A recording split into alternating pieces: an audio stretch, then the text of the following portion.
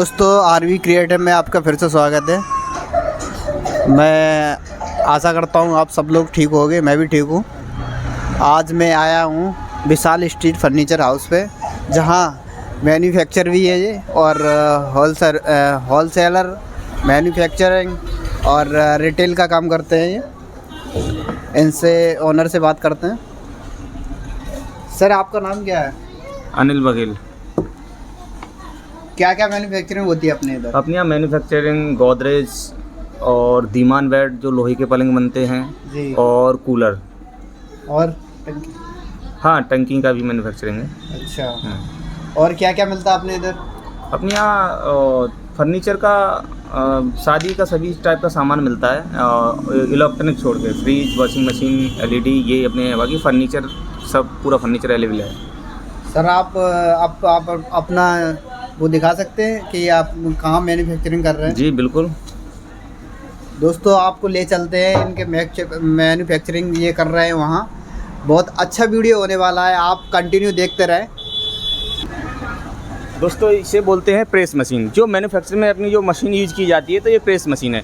इसका यूज़ किया जाता है जैसे अपन बेड या अलमारी की मैन्युफैक्चरिंग करते हैं तो इसे बोल्ट करना, मोड़ना, जो भी, तो इसको अपन यूज़ करते हैं। ये है इसको उस पर जो लेबलिंग करने के लिए ये ठिया इसका रहता है। बाकी मैं आपको लेकर चलता हूँ इसमें क्या क्या माल है, किस टाइप की मैन्युफैक्चरिंग है, बाकी का मैं आपको दिखाता हूँ। लाइट चालू कर। बताऊंगा जो मैन्युफैक्चरिंग में जो चीज़ यूज़ की जाती है तो उसको यूज़ किस किस चीज़ से अपना जो उसका सहयोग होता है। जब अपन मैन्युफैक्चरिंग करते हैं तो किसकी ज़रूरत होती है। ये है गैस सिलेंडर, सीएनजी सिलेंडर बोलते हैं इसको। तो इसका ये है टंकी। तो इससे क्या है, गैस वेल्डिंग का काम होता है, जिसको मैं जुड़ाई करता हूँ या करने के बाद जिसका वेल्डिंग के काम आती है। उसके बाद अपना रहता है सेकंड, इसमें कलर हम कैसे करते हैं। तो कलर के लिए अपने पास मशीन होती है, इसे बोलते हैं 1.5 हाउस पावर कंप्रेसर मशीन, ठीक है। तो इससे अपन क्या है, कलर का यूज़ करते हैं। जिससे कलर फेंकना है, जो भी अपने आइटम बनाया है सपोज, तो उसको कलर डालने के लिए इसे यूज़ करते हैं, ठीक है ना। अगर अपन को मोटी चादर है, अब मोटी चादर अगर अपन वेल्डिंग करनी है तो अपन गैस वेल्डिंग के अलावा अपन लाइट इलेक्ट्रिकल का भी यूज़ कर सकते हैं। लेकिन ये क्या है, जो चादर अपनी हल्की होती है उस पर ये काम नहीं करती अपनी इलेक्ट्रिक वेल्डिंग, तो उस पर अपन सीएनजी गैस वेल्डिंग का ही काम चलता है। ओके, मैं दिखाना चाहूँगा अपन जो मैन्युफैक्चरिंग करते हैं तो उसमें जो चादर होती है किस गेज की, किस टाइप की होती है उसको बिल्कुल। ठीक है, तो ये अपनी मैन्युफैक्चरिंग के लिए यूज़ करने वाली चादर अलग अलग गेज के होते हैं। जैसे ये 22 गेज का, 24 गेज का, 26 गेज का, ठीक है। तो हम जितना मजबूत आइटम बनाना चाहेंगे तो अलग अलग गेज का चादर का यूज़ करते हैं, ठीक है ना। ओके दोस्तों, इतना क्लियर है। अलमारी में ज़्यादातर अलमारी में हम जब यूज़ करते हैं तो 26 गेज का हम जो बाज़ार में मार्केट में अलमारियाँ चलती हैं उनमें हम 26 गेज की चादर यूज़ करते हैं। जिससे क्या है कि मार्केट में वो क्या है, अच्छे मार्जिन पे माल चलता है।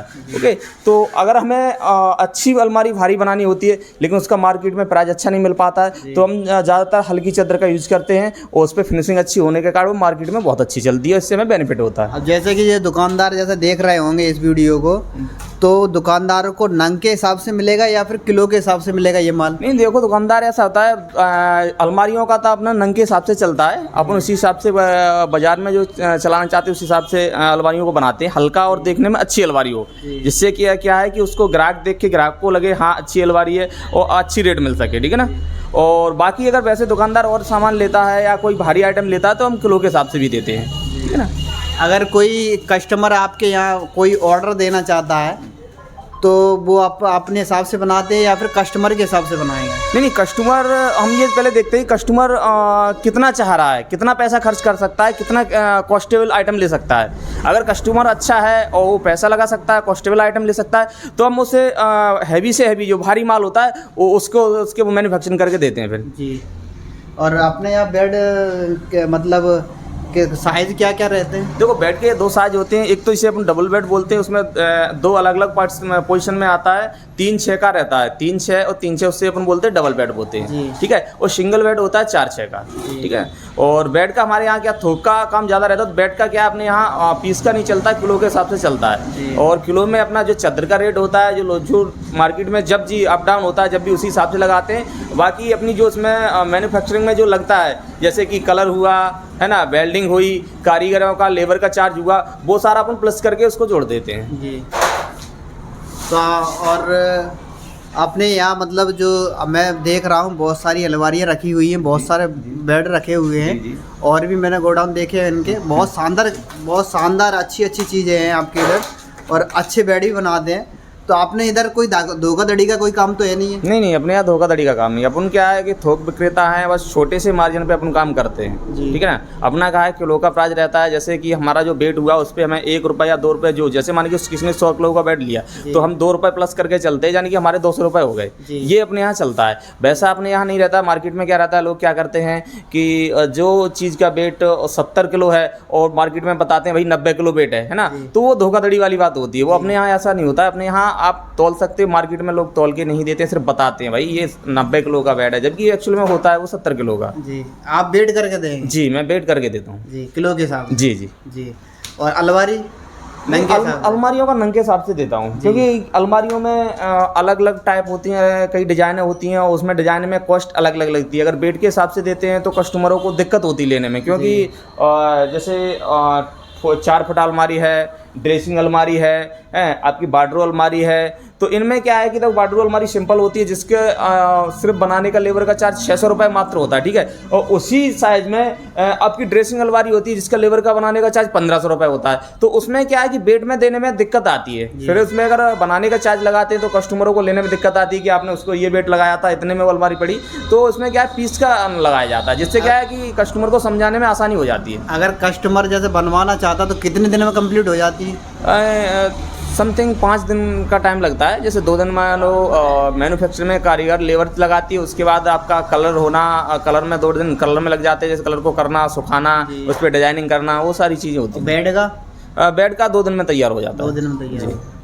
और वैसे तो अवेलेबल आपके पास मिलते ही होंगे। हाँ। जैसे कोई वीडियो देख के जैसे कोई विजिट करना चाह रहा है आपके इधर, मतलब दुकानदार हो या फिर कस्टमर हो। देखो अपने यहाँ हमेशा माल अवेलेबल रहता है। ये हमारी अलमारी अभी लाइट अच्छे से नहीं है, आपको देखने होंगी, अलमारी लगी हुई है ये पीछे से। तो इस पर क्या है, कलर डालना है, कारीगर आएंगे, कलर डालने के बाद ये जब कंप्लीट हो जाएंगी तो दूसरे गोदाम में शिफ्ट कर दी जाएंगी। तो ये अपने यहाँ हमेशा माल अवेलेबल रहता है। हमारा एक गोदाम और वहाँ जो भी माल तैयार हो जाता है तो वहाँ भेज दिया जाता है। जी दोस्तों, हमको ये माल देख के बहुत अच्छा लगा और आप यहाँ विजिट ज़रूर करें। सर आपका नंबर एड्रेस बता दीजिए। एड्रेस है, हमारी जो दुकान है बाईपास रोड है, जो बस स्टैंड से आती है भारौली तराई की तरफ, है ना।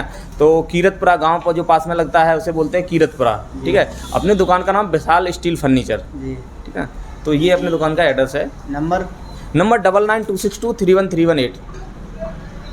दोस्तों यहाँ आके एक बार विजिट ज़रूर करें और देखें। और जो बाज़ार में जो मिलता है वो जैसा कि सर ने बताया, अनिल सर ने, कि भाई किलो के हिसाब से बोलते हैं भाई इतना वेट है और कम पकड़ा देते हैं। तो उस धोखाधड़ी से बचें और अपने जो तुमको अच्छा लगे वो देखें यहाँ आके अपना माल। और नहीं अच्छा लग रहा है तो आप ऑर्डर दे के भी बनवा सकते हैं। 3-4 दिन में, अनिल सर ने बताया 2-3 दिन में तैयार हो जाता है बेड। और अलमारी 4-5 दिन में तैयार हो जाती है, रेडी हो जाती है। जैसा कि आप देख रहे हैं यहाँ पर बहुत सारा स्टॉक पड़ा हुआ है। और इनका एक और गोडाउन है जहाँ स्टॉक रखा हुआ है, जहाँ पॉलिश की हुई अलमारियाँ और बेड रखे जाते हैं। तो यहाँ एक बार आके आप विजिट करें। और अगर आपको वीडियो अच्छा लगा तो लाइक, शेयर और सब्सक्राइब करें। आप वीडियो में रहने के लिए धन्यवाद। Thank you.